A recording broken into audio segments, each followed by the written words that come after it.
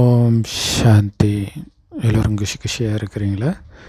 22/12/2025 சக்கர முரளி பாப்தாதா சொல்கிறாங்க, இனிமையான குழந்தைகளே, பாபா என்னவா இருக்கிறாரு, எப்படிப்பட்டவராக இருக்கிறார் அப்படின்னு கரெக்டாக புரிஞ்சுக்கிட்டு அவரை நினைக்கணும். ஸோ அதுக்கு என்ன பண்ணணும்? உங்களுடைய புத்தியை விசாலமாக்கணும். ஸோ புத்தியை விசாலமாக்குறதுனால பாபாவை தவிர எதுவுமே உங்கள் புத்தியில் இல்லைன்னா தான் புத்தி விசால புத்தியாக இருக்கும். அப்போ தான் பாபா எப்படிப்பட்டவர்ன்றதே உங்களுக்கு புரிய ஆரம்பிக்கும் கொஞ்சமாக. ஸோ அப்போ கரெக்டாக நம்ம நினைப்போம். அவருடைய அன்பே உங்களுக்கு அப்போ தான் புரியும் இல்லையா? வெளியில் அன்புனா ஒரு உதவி செய்கிறாங்க, காசு கொடுக்குறாங்க, சாப்பாடு போடுறாங்க, அதுவே ஒரு பெரிய விஷயமாக நினைப்பாங்க. ஆனால் இங்கே அப்படி எதுவுமே பண்ணுறதில்ல. ஆனால் இப்போ அவர் கொடுக்குற ஞானம் தான் நமக்கு 5000 வருஷம் சாப்பாடு போட போகுது, ஆரோக்கியமான உடலை கொடுக்க போகுது, செல்வத்தை கொடுக்க போகுது. அப்படிங்கிறது இந்த உடலை கடந்து யோசிக்கும்போது தான் அது தெரியும். அதுதான் விசால புத்தியுடையவராக ஆகுங்க அப்படின்னு பாபா சொல்கிறார். கேள்வி: பாபாவை ஏன் ஏழை பங்காளன்னு சொல்கிறாங்க தெரியுமா?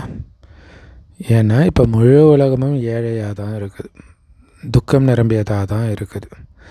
அந்த நேரத்தில் தான் பாபா எல்லோரையும் துக்கத்திலேருந்து விடுவிக்கிறதுக்காக வரார். எப்படி உலகமே ஏழையாகும் பொழுது அவர்களை காப்பாற்றுறதுனால தான் அவரை ஏழை பங்காளன்னு சொல்கிறோம். மற்றபடி பாருங்கள், பாபா இப்போ நம்ம சொன்னதே சொல்கிறார், மற்றவங்களுக்கு இறக்கப்பட்டு ட்ரெஸ்ஸு கொடுக்கறது, பணம் கொடுக்கறதெல்லாம் ஒரு பெரிய அதிசயம் கிடையாது. இதன் மூலம் அவங்க பணக்காரர் ஆகிடுறாங்களா? கிடையாது.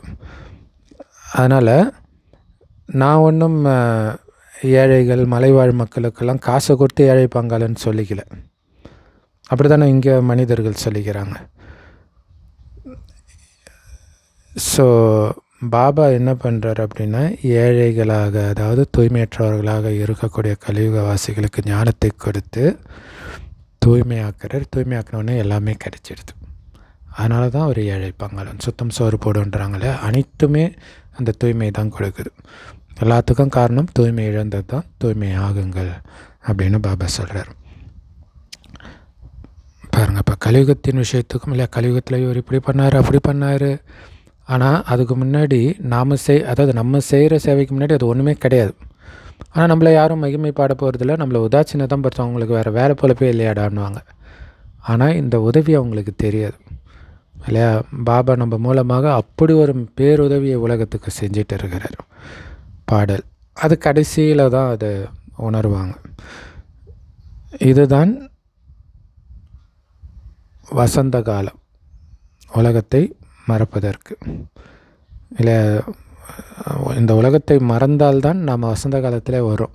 சங்கமயுகத்தில் இருக்கிறோன்னாலே கலியுகத்தை ஃபுல்லாக மறந்துட்டோன்னு அர்த்தம். குழந்தைங்க பாட்டு கேட்டிங்க, இதை உலக மனிதர்கள் தான் பாடினாங்க. ஆனால் வார்த்தைகள் ரொம்ப அழகாக இருக்குது. இந்த பழைய உலகத்தை மறக்கணும் அப்படின்னு இதுக்கு முன்னாடி யாரும் புரிஞ்சிக்கல இல்லையா? ஏன்னா இப்போ நம்ம புது உலகத்துக்கு போகணும். பழைய உலகத்தின் நினைவு உங்களை புது உலகத்துக்கு போக விடாது. அதனால்தான் பழைய உலகத்தை மறக்கணும் அப்படின்னு பாபா சொல்கிறார். ஆனால் இது கலியுக மனிதர்களுக்கு புரியல. பழைய உலகத்தை விடணும் அப்படிங்கிறத புரிஞ்சிருக்கிறாங்க. ஆனால் இன்னும் நேரம் இருக்குது பழைய உலகம் அழியிறதுக்கு அப்படின்னு நினைக்கிறாங்க. ஏன்னா பழசு புதுசாக மாறும்னு கூட புரிஞ்சிருக்கிறாங்க. ஏன்னா அவங்களுக்கு தெரியும் இல்லையா, கலியுகம் முடிஞ்சு சத்தியுகம் வரப்போகுதுன்ட்டு. ஆனால் காலத்தை அதிகமாக ஆக்கிட்டாங்க. இன்னும் 40,000 வருஷம் இருக்குது கலியுகம் முடிய அப்படின்னு சொன்னதுனால பழைய உலகத்தை விட வேண்டிய நேரம் இப்போன்றதை மறந்துட்டாங்க. இப்போ புது உலகம் ஸ்தாபனை ஆகிட்டு இருக்குது. அதனால் பழைய உலகத்தை மறக்கணும் அப்படின்னு பாபா நமக்கு ஞாபகப்படுத்துகிறார். மறந்துட்டிங்கன்னா என்ன ஆகும்? இந்த சரீரத்தை விட்டுட்டு புது உலகத்துக்கு போயிடும். ஸோ பழைய உலகத்து குணம் எல்லாத்தையும் மறக்கணும். புது உலகத்து விஷயம் மட்டுமே ஞாபகம் இருக்கணும். அப்போ தான் அங்கே போக முடியும். ஆனால் அஞ்ஞான காலத்தில் இந்த மாதிரி அவங்க சொல்கிறதோடைய அர்த்தத்தை யாரும் கவனிக்கிறதில்ல. சொல்லுவாங்க, பேச்சு வழக்கில். ஆனால் அதோடைய அர்த்தம் அவங்க யோசிக்கிறது கிடையாது. பாபா எப்படி புரிய வைக்கிறாரோ அந்த மாதிரி யாருமே புரிய வைக்கிறது கிடையாது. ஸோ இப்போ உங்களுக்கு இந்த அர்த்தம் புரியுது. பாபாவை ரொம்ப சாதாரணமாக இருக்கிறாருன்னு தெரிஞ்சுக்கிட்டீங்க. ஆனால் நெருக்கமான நல்ல நல்ல குழந்தைங்க கூட முழுசாக பாபாவை புரிஞ்சுக்கிறது கிடையாது. பிரம்மாவுக்குள்ளே சிவபாபா வராருன்றதே மறந்துடுறாங்க. அதனால் ஏதாவது பிரம்மா உடல் மூலமாக சிவபாபா டைரக்ஷன் கொடுக்கும் பொழுது சிவபாபா தான் கொடுக்குறாருன்றதை புரிஞ்சிக்க மாட்டுறாங்க. இல்லையா? சிவபாபா கொடுக்குறாருன்னா, கடவுளே கொடுக்குறாருன்னா அதை எவ்வளோ கவனம் கொடுத்து செய்யணும். முழு நாளும் சிவபாபாவுடைய நினைவே இல்லாமல் மறந்து இருக்கிறாங்க. ஏன்னா பேசுகிறது சிவபாபான்றதை புரிஞ்சிக்கலை. அதனால தான் அந்த காரியத்தை செய்ய மாட்டீங்கன்றார். அப்போ பாபாவை நினைக்கலைன்னாலே பேசுகிறது கடவுள்ன்ற நிச்சய புத்தி உங்களுக்கு இல்லைன்னு தான் அர்த்தம். மாயை மறக்க வச்சிடுது, நினைவு செய்யவே விட மாட்டேங்குது.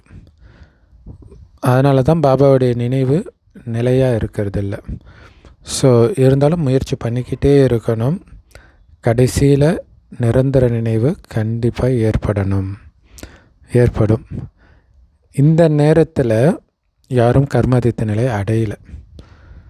பாபா என்னவா இருக்கிறாரு, எப்படி இருக்கிறாரு அப்படின்னு தெரிஞ்சுக்கிறதுக்கு விசால புத்தி இருக்கணும், இல்லையா? அப்போ நம்ம சொல்லும்போது அவங்க ஏடாகூடமாக கேள்வி கேட்குறாங்கன்னா அதுக்கு அவங்க இன்னும் தயாராகலை, புத்தி போட்டு திறக்கலை அப்படின்னு புரிஞ்சுக்கணும். அவங்கக்கிட்ட வாதம் பண்ணுறது டைம் வேஸ்ட். பாப்தாதா கம்பளி ஆடை அணிவாரா அப்படின்ட்டு உங்ககிட்ட கேட்பாங்க. 2 பேருக்குமே அணியப்பட்டு இருக்குது. நான் குளிரை போக்குற ஆடையெல்லாம் அணிவதில்லை அப்படின்னு சிவபாபா சொல்கிறார். ஏன்னா எனக்கு ஒன்றும் குளிர போகிறது கிடையாது. ஆனால் யாருக்குள்ளே சிவபாபா பிரவேசிச்சிருக்கிறாரோ அவருக்கு குளிரும் தானே. எனக்கு பசி கிடையாது, தாகம் கிடையாது. ஆனால் அதனால் நான் எதுலேயும் பாதிக்கப்பட மாட்டேன். ஆனால் நான் யார் உடம்புல வந்திருக்கிறேனோ அவருக்கு பசிக்கும் தானே, அவர் தேகதாரி தானே. மற்றபடி பாபா நிரந்தர சேவை பண்ணிக்கிட்டே இருந்தாலும் கூட பசி, தாகம், குளிர், வெயில் எல்லாத்துலேருந்தும் விடுபட்டவராகத்தான் இருக்கிறார். ஒரே சீரான மனநிலையோடு தான் பாபா இருக்கிறார். அதே மாதிரி நம்மளையும் மாற்றுறதுக்கு வரார். நான் சாப்பிடுவதோ குடிப்பதோ கிடையாது. ஸோ ஆக்சுவலாக ஒரு சாது கூட சொன்னாரா, நானும் எதுவுமே சாப்பிட்றதில்ல குடிக்கிறதில்ல அப்படின்ட்டு. ஸோ அவர் செயற்கையான வேடத்தை அணிஞ்சிக்கிட்டார். ஸோ சாப்பிடலை குடிக்கலைன்றதுக்காக கடவுள் ஆகிட முடியுமா அவர்? ஸோ அதேமாரி நிறைய பேர் தேவதைகளுடைய பேர் லக்ஷ்மி, சரஸ்வதி, நாராயணன் அப்படிலாம் பேர் வச்சுக்கிறாங்க. ஸோ அதுக்காக அவங்க தேவதையாக இருக்கிறாங்கன்னு அர்த்தமா? ஸோ நம்ம தர்மத்தில் இருக்கிறவங்க தான் தேவதைகள் ஆவாங்களே தவிர மற்ற தர்மத்தை சார்ந்தவர்கள் ஆகிறது கிடையாது. அதனால்தான் இங்கே பாரதத்தில் தான் பாருங்கள் எவ்வளவு கோயில்கள் இருக்குது. மற்றபடி பாரதத்துக்கு வெளியில் ஒரு சிவபாபா மட்டும்தான் ஏற்றுக்குவாங்க, தேவதைகளை ஏற்றுக்கிறது கிடையாது. ஸோ தந்தை ஒருவர் தான் அப்படின்னு புத்தி சொல்லுது. அந்த தந்தைக்கிட்ட இருந்து தான் ஆஸ்தி கிடைக்கிது. ஸோ கல்பத்தின் இந்த சங்கமயுகம், அதுவும் புருஷோத்தம சங்கமயுகம். இந்த புருஷோத்தம சங்கமயுகத்தில் மட்டும்தான் பாபா கிட்டேருந்து ஆஸ்தி கிடைக்கிது. நேற்று சொன்னார் இல்லையா, இப்போ மட்டும்தான் ஈஸ்வரிய பேங்க் ஓப்பனாக இருக்குது. எவ்வளோ முடியுமோ அமைதி சக்தியும் உயர்ந்த கர்மத்தின் சக்தியும் சேமிச்சுக்கோங்க. இதுதான் 5000 வருஷத்துக்கு வரப்போகுதுன்றார். நாம் சுகதாமத்துக்கு போகும்போது மற்றவங்களாம் எங்கே இருக்கிறாங்க? சாந்தி தாமத்தில் இருக்கிறாங்க. ஸோ உங்களில் வசீகரமாக தான் இதை புரிஞ்சுக்கிறீங்க. ஒருவேளை ஞான சிந்தனையில் இருக்கிறாங்க அப்படின்னா கண்டிப்பாக அது அவங்களுடைய பேச்சில் வெளிவரும். இல்லை அவங்க பேசும்போது மறுபடியும் எப்போ பார்க்கலாம், நாடகத்தில் இருந்தால் பார்க்கலாம் அப்படின்வாங்க. ஸோ நாடகத்தில் எப்போ இருக்குதோ பார்ப்போம். அப்போ அதை பற்றி சிந்தனை இருக்கிறதுனால அது பேச்சில் வருது. அதேமாதிரி உங்கள் பேர் என்னென்னா இந்த சரீரத்துடைய பேருன்னுவாங்க. அப்போ அந்த ப்ராக்டிஸ் பண்ணிக்கிட்டே இருக்கிறனால அவங்களுக்கு அது வருது.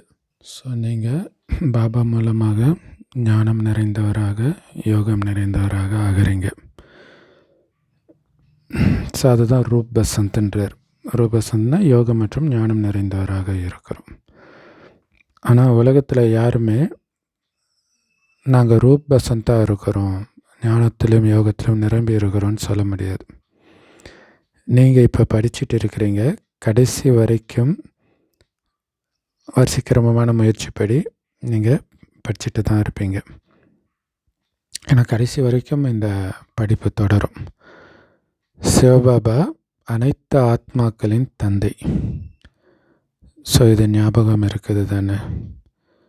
ஆனால் பக்தி மார்க்கத்தில் அவர் நம்முடைய அப்பான்றது, அப்பான்னு சொன்னால் கூட அந்த எந்த விதத்தில் அப்பான்னு அவங்களுக்கு தெரியாது.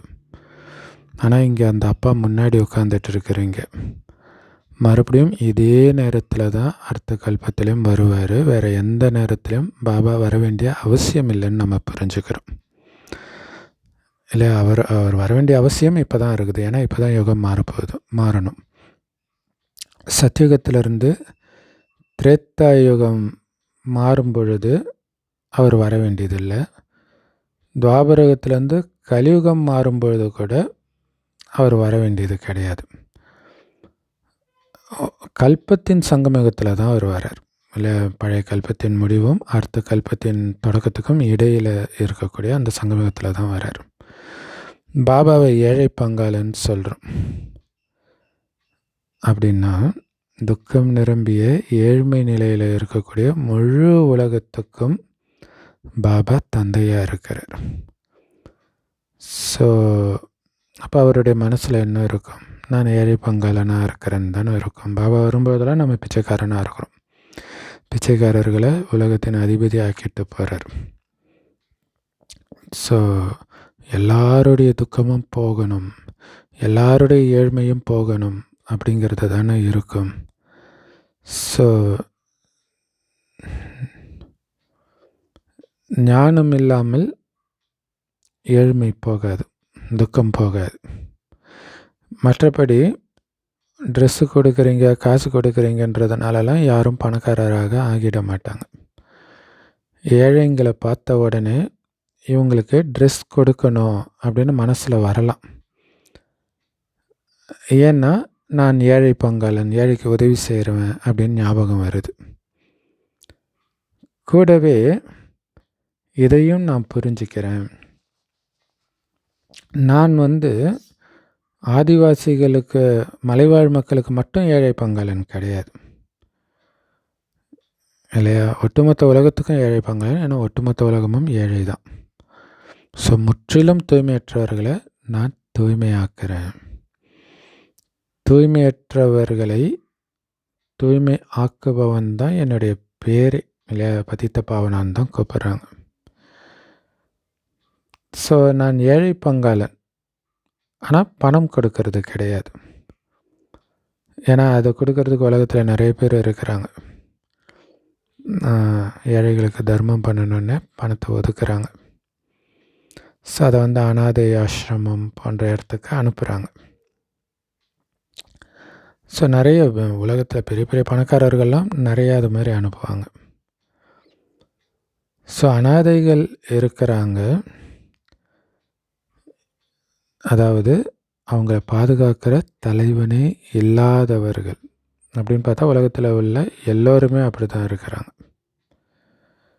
அனாதை அப்படின்னா என்ன அர்த்தம்? முற்றிலும் ஏழை, அவங்களுக்கு எதுவுமே கிடையாது.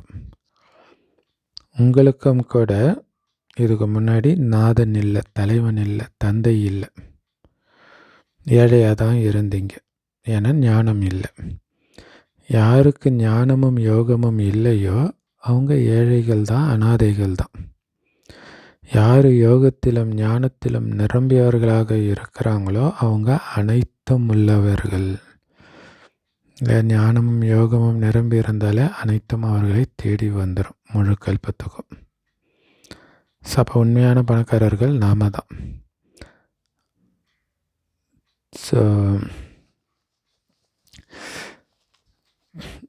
பணக்காரர்களை அனைத்தும் அடைந்தவர்கள்னும் அனாதைகளை ஏழைகள் எதுவும் இல்லாதவர்கள்னும் சொல்லப்படுது. ஸோ எல்லோருமே இப்போ ஏழைகள் தான். அதனால் எல்லோருக்கும் ஏதாவது கொடுக்கணும் அப்படின்னு உங்களுடைய புத்தியில் இருக்குது. அதனால தான் ஞானம் கொடுக்குறோம். ஞானமாக கொடுக்குறதுனால அவங்களுக்கு தெரியல. காசாக கொடுத்தா உடனே புகழ்ந்து பாடுவாங்க. பாபா ஏழை பங்காளன் அப்படின்னா பணக்காரனை ஆக்கிற மாதிரி ஏதாவது ஒரு பொருளை கொடுக்கணும் தானே. ஸோ மற்றபடி இந்த துணி கொடுக்கறதெல்லாம் பொதுவான விஷயம். அதை பண்ணுறதுக்கு நிறைய பேர் இருக்கிறாங்க. நாம் ஏன் அதில் நேரத்தை வீணாக்கணும்? நம்மளால் மட்டுமே பண்ணக்கூடிய சில விஷயம் இருக்குது. அதை மற்றவங்க பண்ண முடியாது. ஏன்னா உங்ககிட்ட தான் ஞானம் இருக்குது. அதை கொடுத்து அனாதையிலிருந்து அனைத்தும் நிரம்பியவர்களாக மாற்றிடலாமே. பணக்காரனாகவே மாற்ற முடியக்கூடிய ஞானம் உங்ககிட்ட இருக்கும்போது ஒருவேளை சாப்பாட்டுக்கும் ட்ரெஸ்ஸு கொடுக்கறதுக்கும் அவங்க நேரத்தை வீணாக்குவீங்க. ஏன்னா இங்கே எவ்வளோ பெரிய கோடீஸ்வரராக கூட இருக்கட்டும், அந்த கோடியெல்லாம் அல்ப காலத்துக்கு தான். திடீர்னு நாளைக்கு இல்லாமல் போயிடும். ஏன்னா இந்த உலகமே அனாதைகளின் உலகம். இங்கே பணமுடையவர்கள் இருந்தாலும் அதுவும் அல்ப காலத்துக்கு தான். ஆனால் சொர்க்கத்தில் தான் நிரந்தரமாக பணக்காரர்களாக இருப்பாங்க. ஸோ அங்கே இந்த மாதிரி யாரும் தானம்லாம் பண்ண மாட்டாங்க. இங்கே பண்ணுறாங்கன்னா அவ்வளோ ஏழையாக இருக்கிறாங்க. இங்கே பணக்காரராக இருக்கிறவங்க எப்படி புரிஞ்சுக்கிறாங்க? நாம் ஆல்ரெடி சொர்க்கத்தில் தான் இருக்கிறோன்ற போதையில் இருக்கிறாங்க. ஆனால் உண்மையிலே எல்லாருக்கும் இது நரகம் தானே. இது உங்களுக்கு தான் தெரியும். கடைசியில் அவங்கக்கிட்ட இருக்கிறதெல்லாம் அபகரிக்கும் போது அவங்களுக்கும் தெரியும். இல்லை பெரிய பெரிய கோடீஸ்வரர்கள்லாம் நாட்டை விட்டெல்லாம் போயிடுறாங்களே, டேக்ஸ் கட்ட முடியாமல் ஏதோ ஒரு பிரச்சனை இல்லை. இந்த நேரத்தில் எந்த மனுஷனுமே செல்வந்தர் கிடையாது. எல்லாரும் ஏழை தான். இந்த காசு அவங்க சம்பாதிச்சதெல்லாம் மண்ணோட மண்ணாக போகுது. நம்ம சேர்த்து வச்ச பணத்தில் மகன் பேரன் எல்லாம் அனுபவிப்பாங்கன்னு நினச்சிட்டு இருக்கிறாங்க. பரம்பரையாக இந்த செல்வம் இருக்கும்னு நினைக்கிறாங்க. ஆனால் அப்படியெல்லாம் கிடையாது. இதெல்லாம் அழிஞ்சிடும். ஸோ அதனால் உங்களுக்கு இந்த முழு பழைய உலகத்தின் மீதும் வைராக்கியம் வந்துடுச்சு இல்லையா. அங்கே பலபலக்கிற மாதிரி இருக்கிறதெல்லாம் மின்னுவதெல்லாம் பொண்ணு இல்லை, அது ஞாபகம் வச்சுக்கணும்.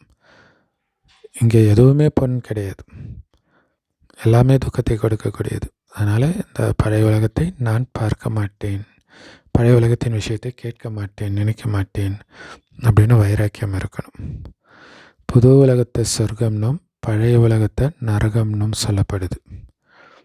பாபா உங்களை புது உலகத்துக்காகத்தான் பணக்காரராக மாற்றிட்டு இருக்கிறார் இல்லையா. புது உலகத்துக்கு பணக்காரராக ஆகணும். இங்கே பணக்காரராக இருந்தாலும் நிம்மதியாக இருக்க முடியாது. இந்த பழைய உலகமாக அழிய போகுது. பாபா நம்மளை எவ்வளோ பணக்காரர்களாக மாற்றுறார். இந்த லக்ஷ்மி நாராயணன் எப்படி இவ்வளோ பெரிய பணக்காரர்களாக ஆனாங்க? யாராவது பணக்காரங்க கிட்ட இருந்து அவங்களுக்கு ஆஸ்தி கிடைச்சிட்டா, அல்லது சண்டை போட்டு யாருடைய ராஜ்யத்தையாவது அபகரித்தாங்களா? எப்படி அவ்வளோ பெரிய பணக்காரர்களாக ராஜாராணியாக ஆனாங்க? ஏன்னா மற்றவர்கள் மாதிரி அபகரிச்சிருக்கணும். அந்த மாதிரி ராஜசிம்மாசனத்தை அடைஞ்சாங்களா? மற்றவர்கள் ராஜசிம்மாசனத்தை அடையிற மாதிரி? ஏன்னா கலியுகத்தில் அப்படி தான் நடக்குது இல்லையா. பதவிக்காக கொலையெல்லாம் பண்ணுறாங்க. ஸோ எப்படி கிடைச்சதுன்னா கர்மங்களின்படி இந்த செல்வம் கிடைச்சிது. அதற்கேற்ற கர்மத்தை அதுக்கு முன்ஜென்மத்தில் செஞ்சாங்க. ஆனால் மற்றவர்கள் யாருமே பண்ணலையே. அவங்களுக்கு யார் இந்த உயர்ந்த கர்மத்தை கற்றுக் கொடுத்தது? பாபா கற்றுக் கொடுத்தார். உலகத்தில் முற்றிலும் தனிப்பட்டது கடவுளுடைய வழி இல்லையா. அது எப்படி காமம் இல்லைன்னு எந்த கடவுள் சொன்னார்? எந்த மதத்தில் போட்டிருக்கு? ஆமாம், எதுலேயும் போடலை. அதனால தான் உலகம் மோசமாக இருக்குது. இந்த உலகத்திலிருந்து சொர்க்கத்துக்கு அழைச்சிட்டு போகிறதுக்காக தனிப்பட்ட கர்மத்தை தானே கடவுள் கற்றுக் கொடுப்பாரு. கர்மம் அகர்மம் விகர்மம்ன்ற வார்த்தைகளும் தெளிவாக இருக்குது. அது அந்த கீதையில் கூட இருக்குது. கர்மம்னா காரியம், விகர்மம்னா பாவக்காரியம் கலியுகத்தில் நடக்கிறது. அகர்மம் அப்படின்னா இந்த கர்மத்தின் விதிக்கு அப்பாற்பட்ட காரியம் சொர்க்கத்தில் பண்ணுறது கர்மத்தின் விதியில் வராது. ஏன்னா இப்போ செய்கிற உயர்ந்த கர்மத்துடைய பலன் அங்கே அனுபவிக்கிறோம். அங்கே இருக்கிறதுக்கும் பலன் கொடுத்துக்கிட்டே இருந்தாங்கன்னா அப்புறம் எப்படி மற்ற தர்மத்துக்காரங்களும் கீழே வர முடியும்? அதனால் அது அகர்மம். சாஸ்திரங்களில் சில வார்த்தைகள் மாவில் உப்பு சேர்க்குற மாதிரி கொஞ்சம் நல்ல வார்த்தையாக உண்மையாக இருக்குது. ஸோ அந்த மாதிரி தான் கர்மம், அகர்மம், விகர்மன்ற வார்த்தை இருக்குது, மன்மனாபவன்ற வார்த்தை இருக்குது. ஸோ கோடிக்கணக்கான மனிதர்கள் இந்த கலியுகத்தில் இருக்கிறாங்க. ஆனால் சொர்க்கத்தில் வெறும் 9 லட்சம் பேர் தான் இருக்கிறாங்க. இன்னொன்று வேதத்தில் வந்து அந்த மாதிரி சத்தியுகத்தில் கோடிக்கணக்கான பேர் வாழ்ந்ததெல்லாம் போட்டுட்டாங்க. கோடிக்கணக்கான படை வீரர்களோடு வந்து சண்டை போட்டாங்க, இப்படியெல்லாம் போடுவாங்க. ஆனால் அங்கே வெறும் 9 லட்சம் பேர் தான் இருக்கிறாங்க. இல்லை, அவங்க சொன்னதில் 0.25% கூட இல்லை. அதனால் இதைத்தான் மாவில் உப்பு இருக்கிற மாதிரி தான் அதில் உண்மை இருக்குதுன்னு சொல்லப்படுது. அந்த அளவுக்கு அதிகப்படுத்தி சொல்லிட்டாங்க. உலகம் முழுவதும் விநாசமாயிடுது. ஆனால் இந்த சங்கமயுகத்தில் எத்தனை பேர் வராங்க? ரொம்ப கம்மியானவங்க தான் வராங்க. சிலர் ஆரம்பத்திலே சரீரத்தை விட்டுட்டு போயிடுறாங்க. அவங்க தான் பிறகு தேவதைகளை வரவேற்பாங்க. அப்படின்னு அர்த்தம் அவங்க அட்வான்ஸ் பார்ட்டி. அட்வான்ஸ் பார்ட்டினா தேவதைக்கு ஜென்மம் கொடுப்பறவங்க. தேவதைகள் காமம் இல்லாமல் பிறப்பாங்க. ஆனால் அட்வான்ஸ் பார்ட்டி காமத்தினால தான் பிறப்பாங்க. இல்லை, இப்போ ஏற்கனவே இறந்துட்டாங்க அப்படின்னா, இப்போ உதாரணத்துக்கு நாளைக்கு சத்தியுகம் ஸ்டார்ட் ஆகுதுன்னு வச்சுக்கலாம். இப்போ கிருஷ்ணர் பிறக்கிறார் அப்படின்னா ஏற்கனவே அவங்க அப்பா அம்மா இருக்கணும். அப்போ அந்த அப்பா அம்மா காமத்தில் தான் பிறந்திருப்பாங்க. ஆனால் புத்தியில் காம சிந்தனை இருக்காது. பட் இருந்தாலும் அவங்க காமத்தினால தான் பிறப்பாங்க. ஸோ அதான் அட்வான்ஸ் பார்ட்டி. இப்போ அவங்க தூய்மை ஆகிட்டதுனால இவர்களுக்கு பிறக்கிற குழந்தை தூய்மையாக பிறக்கும். ஸோ அதுதான் தேவதைகளை வரவேற்பார்கள் அப்படின்னு சொல்லப்பட்டிருக்குது. ஸோ இதுதான் அட்வான்ஸ் பார்ட்டி. ரொம்ப சிம்பிளான விஷயம். இது மட்டும் இல்லை, அங்கே சொர்க்கத்துக்கு தேவையான மாளிகை கட்டுறது இதெல்லாம்.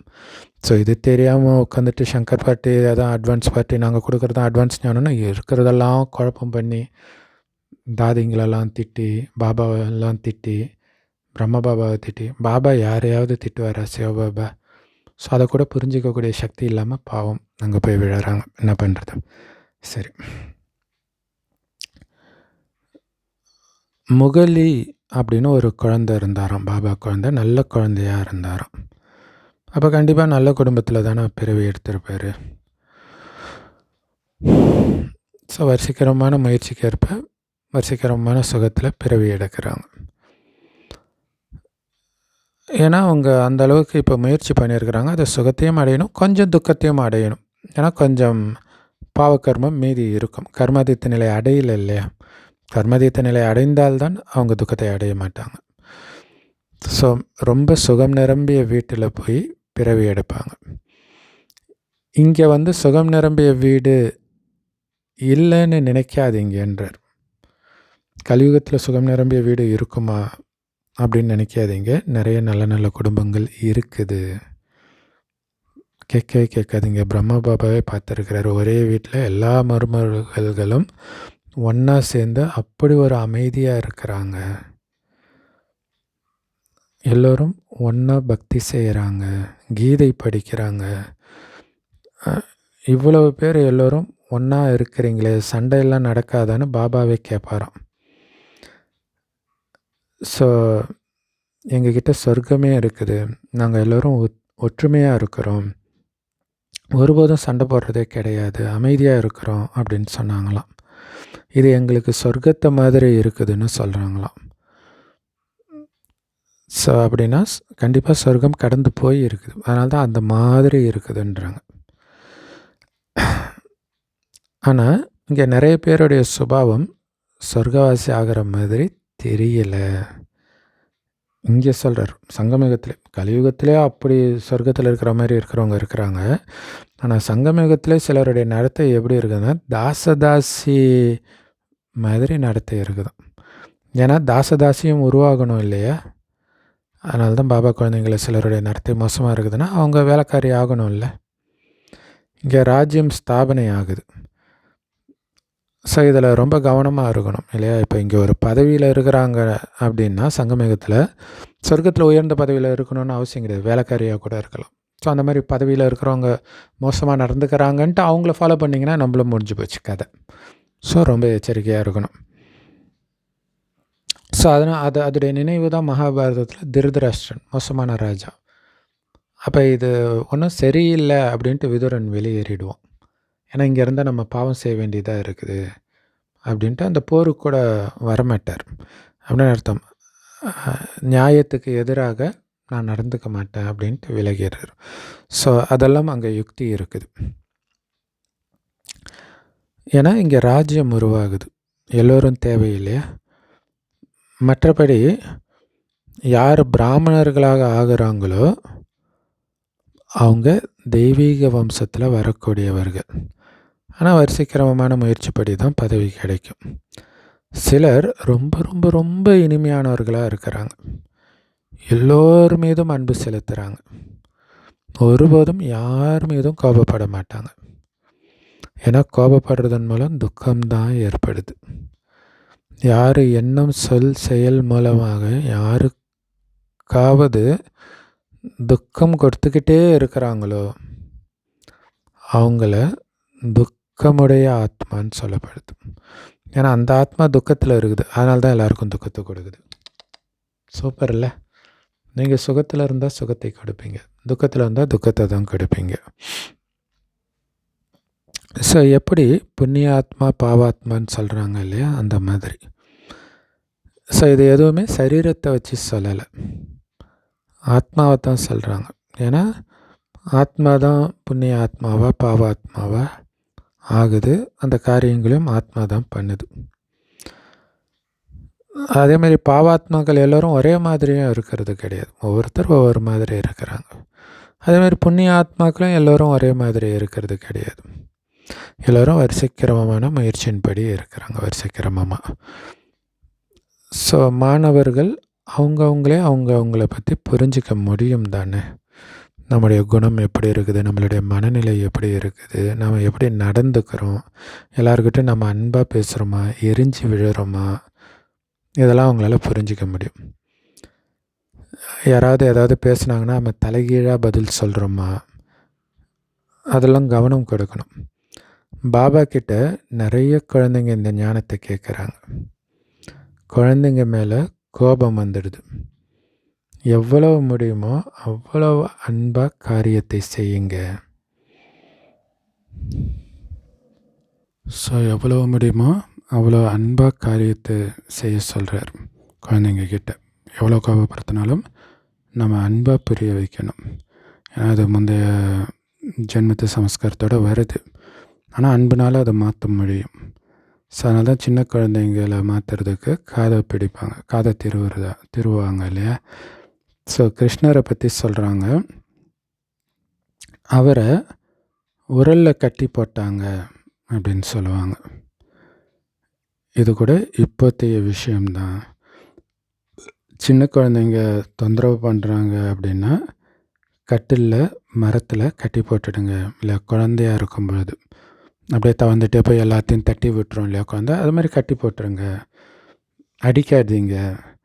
இல்லைன்னா அவங்களும் அப்படியே கற்றுக்குவாங்க. ஏன்னா ஏற்கனவே உள்ள சமஸ்காரம் இருக்கும், அதை நீங்கள் தூண்டி விட்ட மாதிரி ஆகிடும். ஸோ கட்டி போடுறது சரியானது. குழந்தைங்க வளர்ந்து தாய் தந்தையரை கட்டி போடுவாங்களா என்ன, இது குழந்தைங்களுக்கான பாடம். ஸோ அதிகமாக தொந்தரவு செய்கிறாங்கன்னா காதை பிடிக்கலாம். சில குழந்தைங்க ரொம்ப கஷ்டம் கொடுத்துட்றாங்க, அதே நேரத்தில் பற்றற்றவர்களாகவும் நீங்கள் இருக்கலாம், அதுவும் ரொம்ப முக்கியம். ஸோ அதுக்கு அது உதவி பண்ணும். ரொம்ப டார்ச்சர் பண்ண அந்த வெறுத்து போயிடும், ஒரு பற்றற்றவராக ஆகிடுவோம். ஸோ பற்றற்றவராக இருக்கணும். ஸோ பற்று இருந்தால் தான் கோபமும் வரும், பற்று இல்லைன்னா அந்த கோபம் வராது. நாம் இப்படி நடந்துக்கணும், ஏன்னா பாபா சொல்லியிருக்கிறார், அது மட்டும் கவனம் வைக்கணும். நாம் இந்த லக்ஷ்மி நாராயணன் மாதிரி ஆகணும் அப்படின்னு புரிஞ்சுக்கிறீங்க. இதுதான் நம்மளுடைய லட்சியம், குறிக்கோள் முன்னாடியே இருக்குது. எவ்வளோ உயர்ந்த குறிக்கோள். அதேமாதிரி நம்மளை மாற்றக்கூடியவர், இந்த படிப்பு சொல்லிக் கொடுக்கக்கூடியவரும் உயர்ந்ததிலும் உயர்ந்தவர். ஸ்ரீகிருஷ்ணருடைய மகிமை எவ்வளவு பாடுறாங்க. சர்வ குணங்களில் நிறைந்தவர், 16 கலைகளில் முழுமையானவர் அப்படின்ட்டு. நாம் இப்போ அப்படி ஆகிட்டு இருக்கிறோம் அப்படின்னு தெரிஞ்சிருக்கிறீங்க. அந்த போதை இருக்கணும், அதில் கவனமும் இருக்கணும். சர்வ குணங்களில் நிரம்பியவராக நாம் மாறணும் அப்படிங்கிறதுல கவனம் இருக்கணும். ஏன்னா நீங்கள் இங்கே வந்திருக்கிறதே அப்படி ஆகிறதுக்கு தான். இதுதான் உண்மையிலும் உண்மையான உங்களுடைய சத்யநாராயணன் கதை இல்லையா? நீங்கள் ஆகிற கதை, நரன்லேருந்து நாராயணன் ஆகிற கதை, அமரபுரிக்கு அழைச்சிட்டு போகிறதுக்கான அமர கதையும் இதை தான். சன்னியாசிகளுக்கெல்லாம் இந்த விஷயமே தெரியாது. எந்த ஒரு மனுஷனையும் ஞான கடல்னோ தூய்மையற்றவர்களை தூய்மையாக்குபவர்னோ சொல்ல முடியாது. ஏன்னா முழு உலகமுமே தூய்மையற்ற இருக்குது. அப்படின்னு என்ன அர்த்தம்? ஒருத்தர் கூட தூய்மையானவர்கள் கிடையாது. அப்படி இருக்கும்போது நீங்கள் எந்த மனுஷனை தூய்மையற்றவர்களை தூய்மையாக்குபவர், பதித்த பாவனர்னு சொல்ல முடியும்? இங்கே யாருமே புண்ணிய ஆத்மா இருக்க முடியாது. ஏன்னா இது கலியுகம், இது ஒன்றும் சத்தியுகம் கிடையாது புண்ணிய ஆத்மா இருக்கிறதுக்கு. இந்த உலகமே தூய்மையற்றது அப்படின்னு பாபா புரிய வைக்கிறார். ஸ்ரீகிருஷ்ணர் முதல் நம்பர் தூய்மையானவர். அவரையே பகவான்னு சொல்ல முடியாது. அப்படி இருக்கும்போது எப்படி மற்றவர்களை பகவான் சொல்ல முடியும்? ஏன்னா பகவான் தான் பதித்த பாவனர். ஸோ பிறப்பு இறப்பு சக்கரத்தில் வராதவர், பிறப்பு இறப்பே இல்லாதவர் ஒரே ஒரு நிராகார தந்தை மட்டும்தான். சிவ பரமாத்மாய நமக அப்படின்னு அவருக்குத்தான் மகிமை பாடப்படுது. மற்றபடி பிரம்மா விஷ்ணு சங்கரை குறிப்பிடும்போது தேவதாய நமகன்னு வருமே தவிர பரமாத்மாய நமகன்னு வராது. சிவனை மட்டும்தான் சிவ பரமாத்மாய நமகன்னு வரும். ஸோ இதிலேருந்து சிவன்தான் கடவுள் அப்படிங்கிறது நிறுவனமாகுது. அவர் தான் உயர்ந்ததிலும் உயர்ந்தவர், அனைவருக்கும் தந்தை அந்த ஒரு சிவன்தான். அந்த தந்தைக்கிட்ட இருந்து தான் ஆஸ்தி கிடைக்கிது. அவரை போய் எங்கும் நிறைந்தவர்னு சொன்னீங்கன்னா எப்படி ஆஸ்தி கிடைக்கும்? எங்கும் நிறைந்தவர் எப்படி ஆஸ்தி கொடுக்க முடியும்? இல்லை, அவர் ஒரு இடத்துல இருந்தால் வந்து ஞானத்தை கொடுத்து உங்களுக்கு ஆஸ்தி கொடுக்க முடியும். பாபா சொர்க்கத்தை ஸ்தாபனை செய்கிறவர். அப்போ கண்டிப்பாக சொர்க்கத்தின் ஆஸ்தியைத்தான் கொடுப்பார். இந்த துக்கத்தை கொடுப்பார்? துக்கம் நிரம்பிய நரகத்தை கொடுப்பாரா?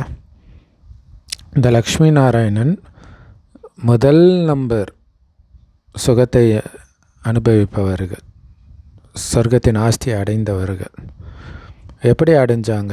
இந்த படிப்பின் மூலமாக தான் இந்த பதவி அடைஞ்சாங்க.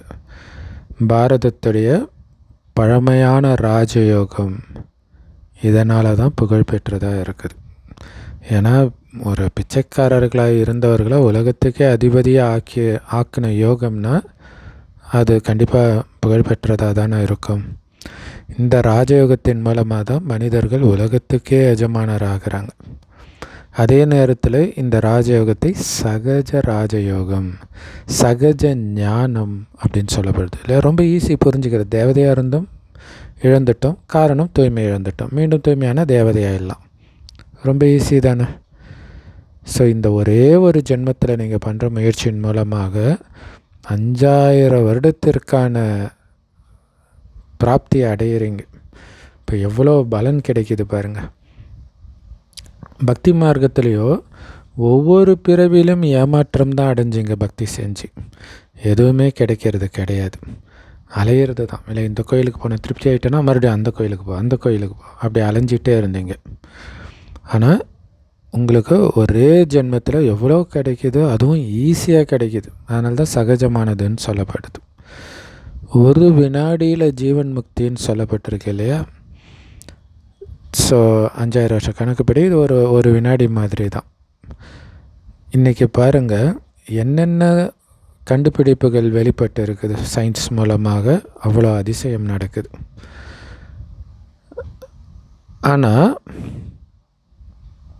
அமைதியின் அதிசயம் பாருங்கள், நரகத்தையே சொர்க்கமாக்குது. சயின்ஸ் மூலமாக நரகத்தை சொர்க்கமாக்க முடியல, இன்னும் நரகமாக தான் ஆக்கிச்சு.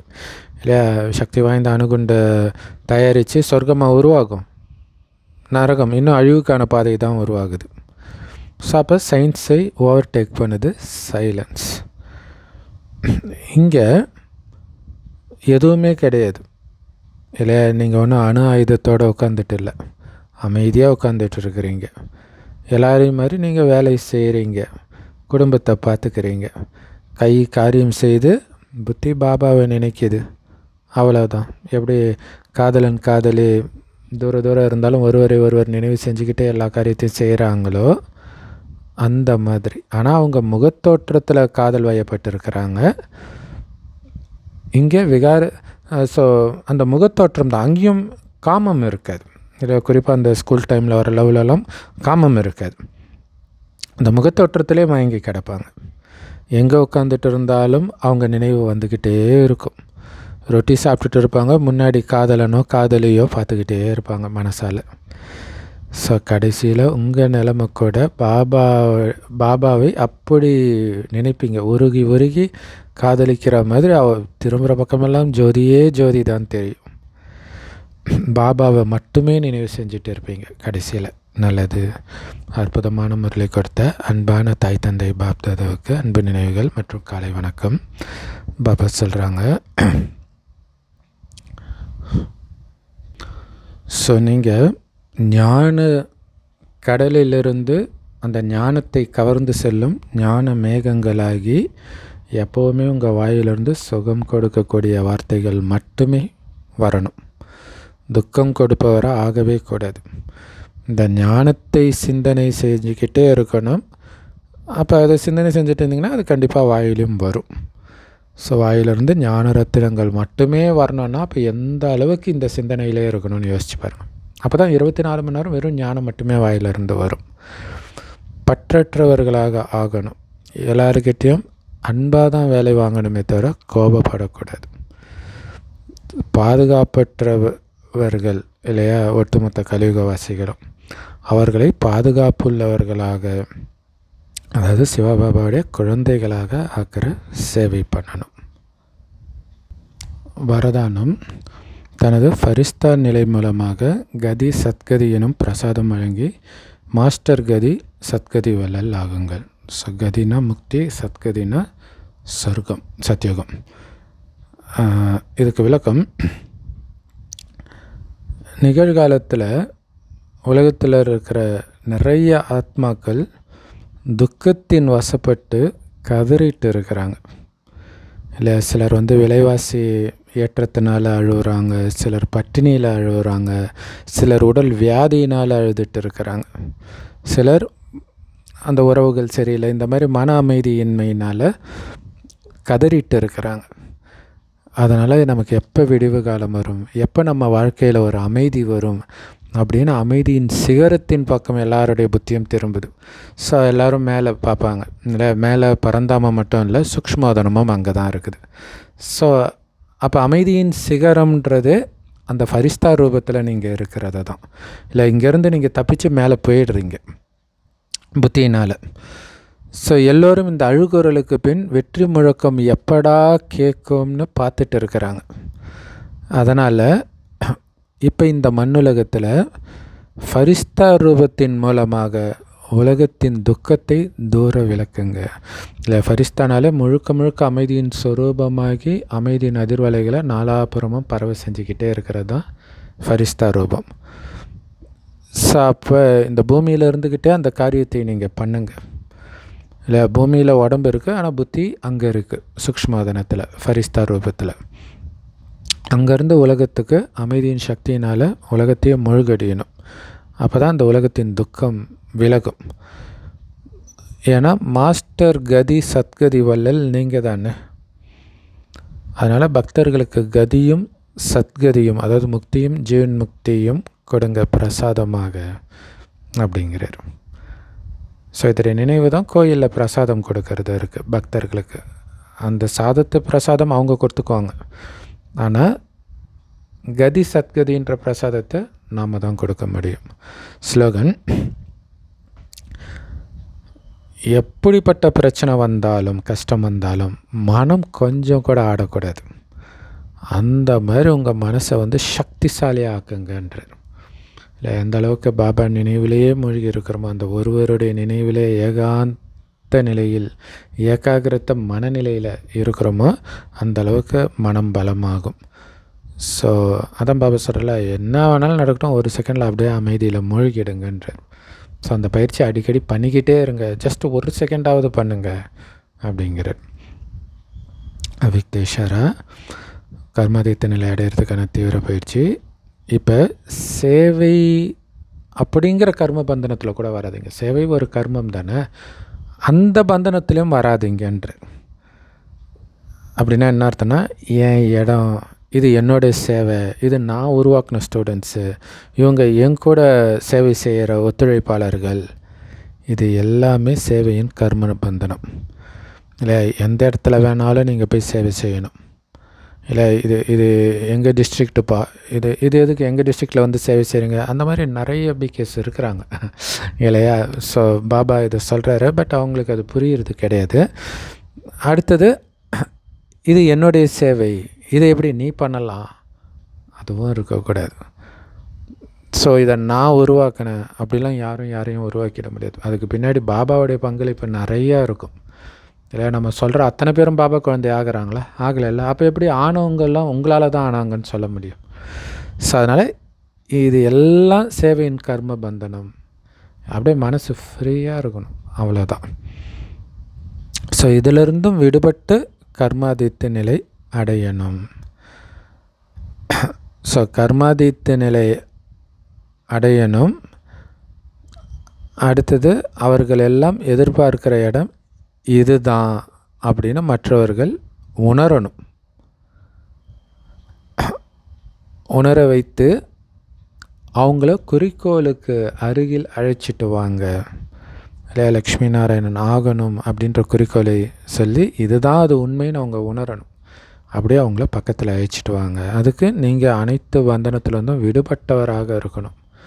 இல்லையா, பாபா ஞானம் சொல்லும்போதே நீங்கள் உலகத்துக்கு உரியவர்கள், எல்லைக்குட்பட்ட சென்டருக்கோ குடும்பத்துக்கோ உரியவர்கள் கிடையாது.